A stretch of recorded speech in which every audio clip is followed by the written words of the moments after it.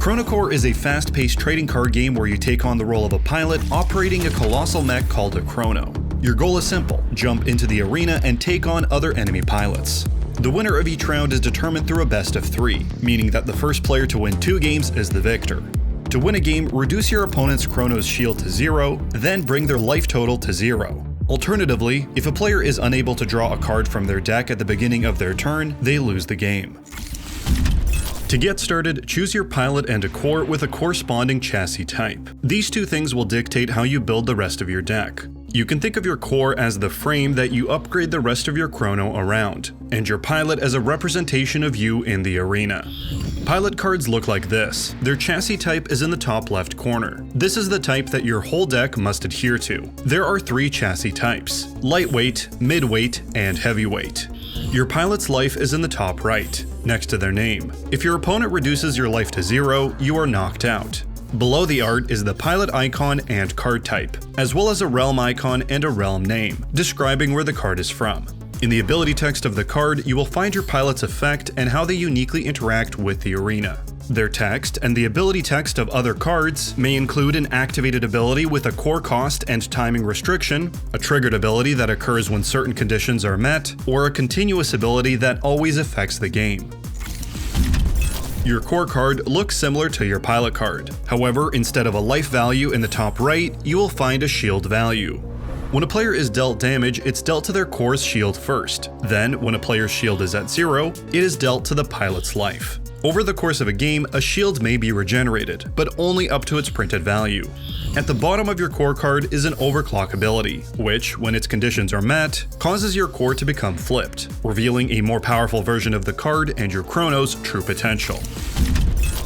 Along with your pilot and core, you may begin the game with 3 Mark I equipment cards and a Mark I weapon of your choice. These cards are placed in designated slots and can be upgraded over the course of a game. Equipment cards have a yellow frame and always have a specific subtype, such as visor or gauntlets, as well as a chassis type, which must match your pilot and core. While your Chrono starts the game with a suite of equipment in play, you can upgrade them over the course of a game with more powerful versions by paying their core cost, which is found in the top left corner. Equipment also have a mark value, which showcases how powerful that piece of equipment is, as well as a charge value, which is added together to determine your max core charge for each turn. Weapons have a red frame and look similar to equipment cards, but instead of a charge value, they have a damage value in the top right corner, designating how hard the weapon will hit during an attack. Mark II and higher equipment and weapon cards are drawn from your deck, but equipment and weapon cards do not need to be upgraded in order of mark value. Any weapon card other than a Mark I is replaced when a new weapon card is played on top of it. While your Chrono's weapons and equipments can be upgraded, they can be further fine-tuned through blue configuration cards that look like this. These cards are played under specific types of weapons and equipment, like this one, which can only be equipped to gauntlets or weapons. These cards are also drawn from your deck, and each slot may only have one configuration attached to it. The final card type is support cards, which have a green frame. Unlike other cards, these are played into their own support slots. You may have an unlimited amount, so any number of support cards can be played provided you pay their costs. Support cards provide strategic advantage, but they usually only contain one-time effects that cause them to go to the scrap pile after being played. To start a game of Chrono Core, both players place their pilot, core, Mark I equipment, and Mark I weapons in their designated slots. Players shuffle their deck and randomly determine who will choose to go first. If this is the second or third game of a round, the player who lost the previous game chooses who will go first instead.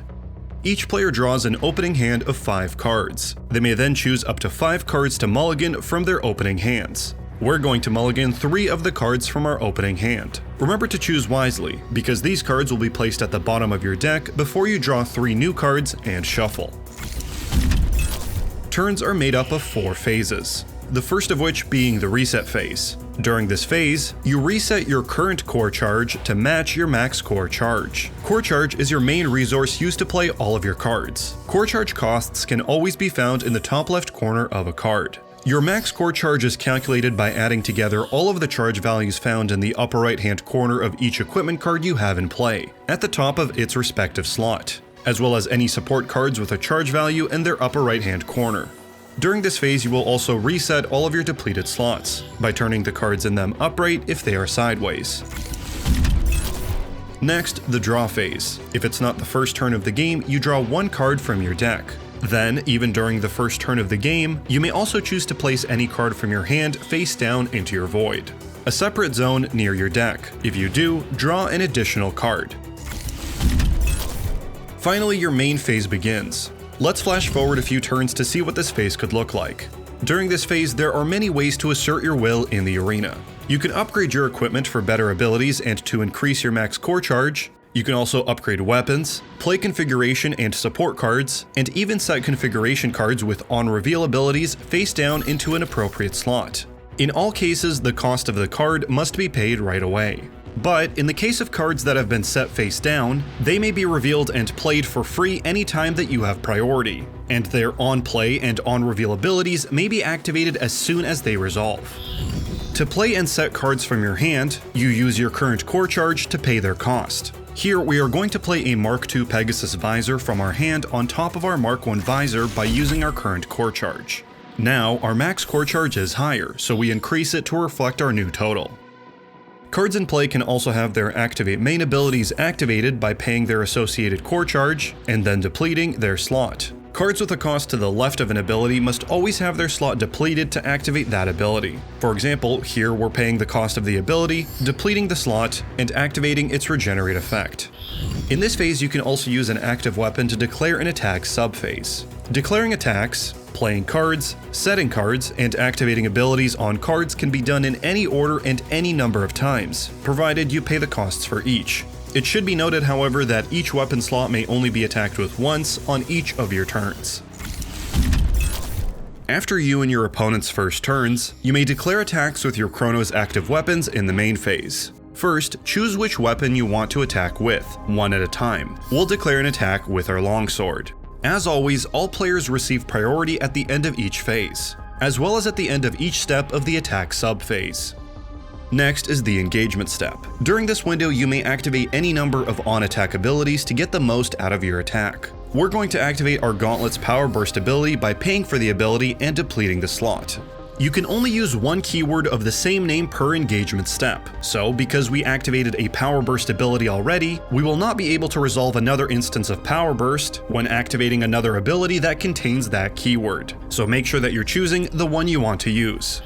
The player being attacked then gets the chance to activate just one counter-attack ability, to try and minimize the impact of your onslaught. Our opponent is activating Reinforce 2. Their pilot has an ability that allows them to reduce the cost of the counterattack ability by 1, so they use it by depleting their pilot. Then they deplete their visor slot and pay the 1 cost for the ability.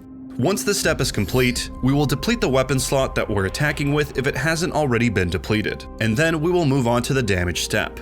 Total damage is calculated by looking at the upper right-hand corner of the weapon card that's being attacked with. Then, in this example, adding the damage from the Power Burst ability that we activated. That's 3 damage. We then subtract 2 damage from our opponent's Reinforce ability, for a total of 1 damage dealt to our opponent's shield.